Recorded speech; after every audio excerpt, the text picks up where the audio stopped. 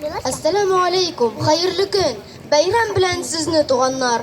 Аллаһ әмрен үтәп, руза тотып, ай буена бергә булганнар. Бүген гаилә паркына, шушы сәхнә янына Рамазан бәйрәменә җыелдык. Беренче эш итеп сезне бәйрәм барышы белән таныштырабыз. Иң элек Рамазан аена багышланган тамаша карарбыз, иншалла. Ул тәмамлануга сәхнә янында мөслимәләрчә яулык ябу буенча мастер-класс уздырачак.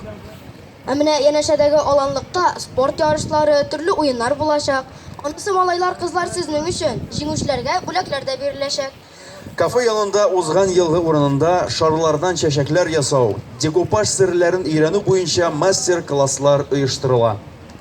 Ә хәзер әйдәгез бәйрәм тамашасы карыйк. Сәхнәдә ихлас үзәгенә йөрүче балалар.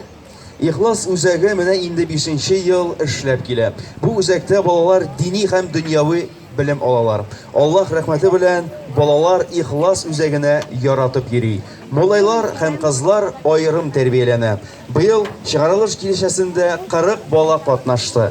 Ә хәзер сезнең игътибарыгызга ихлас үзәгенә йөрүче балаларның чыгышын карыйк. Рәхмәт итегез.